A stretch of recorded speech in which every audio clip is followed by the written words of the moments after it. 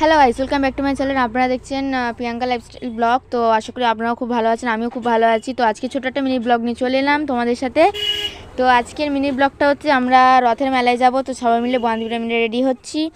তো আমরা রেডি হয়ে গিয়েছি, এবার বেরিয়েও গেলাম। তো মেলাটা যেহেতু আমাদের বাড়ির খুব সামনে হচ্ছে, তাই আর গাড়িতে উঠলাম না, হেঁটে হেঁটেই যাচ্ছি সবাই মিলে গল্প করতে করতে। তো বৃষ্টি হচ্ছিলো, মানে আকাশটা ওয়েদারটা খুবই খারাপ ছিল।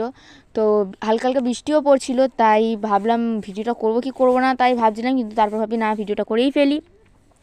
তো মেলায় পৌঁছে গেলাম, ভেবেছিলাম তো যে মেলায় কোনো লোকজন বেশি থাকবে না, তারপর দেখি না, ভালোই ভিড় হয়েছে, চারদিকে তো কাদায় কাদা, এতই ভিড় হয়েছে, তাই না ভালো করে ভিডিওটা ধরতেও পারছিলাম না। তো আমরা প্রথমে মেলায় ঢুকেই মাত্র আগে প্রথমে ঠাকুর থানের ওখানে চলে গেলাম। আমাদের যেখানটা পুজোটা হয়েছে, যেখানে রথটা ছিল, রথের ওখানে চলে গেলাম। তো আমরা দেখতে দেখতেই যাচ্ছিলাম যে কী সব জিনিসপত্র বসেছে।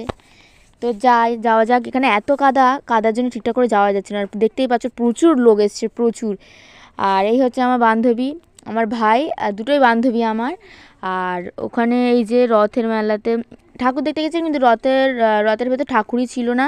আর পাশে স্টেজে ওখানে সব বাচ্চারা পারফরমেন্স করছিল। আর এদিকটা এলাম একটু দোল্লা টোল্লা চড়ার জন্য, তারপর দেখি না, দোল্লা টোল্লা চড়া যাবে না, ভীষণ ভয় লাগে আমার দোল্লা চড়তে, তাই আমি দোল্লা চড়লাম না। আর তাই জন্য ভাবলাম একটুখানি কিছু কেনাকাটা করা যাক। কিছু কেনাকাটা করতে এসে এদিকে দেখলাম একটা হেয়ার ব্যান্ডের ওখানে গেলাম। তো পছন্দ আমার খুব একটা হয়নি, তাই জন্য আর কিনলাম না।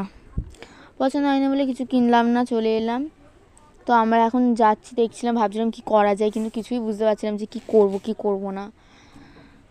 তো আমরা তারপরে ভাবলাম যে কিছু কেনা যায়, তাই বর্ষা চলে এলো পুতুল কিনতে, কিন্তু পুতুলটা ওর পছন্দ হয়নি, আর ওর ভাইয়ের জন্যই কিনছিল, তাই ওর কাছে তাই ও কিনলো না, দেখে চলে এলো। তাই আমরা আর কিছু কিনলাম না। তো মেলাটা চারিদিকে ভালো করে ঘুরে নিলাম। আর সামনেই বাচ্চাদের প্রোগ্রাম চলছিল, মানে সামনে বাচ্চারা নাচ করছিল, তা ভাবলাম একটুখানি দেখা যাক। তো দেখতে দেখতে আমার খুবই খিদে পেয়ে গেল। তো ভাবলাম সবাই মিলে খেয়ে নিই, তাই আমি আইসক্রিম খাচ্ছিলাম, কি আর করা যাবে।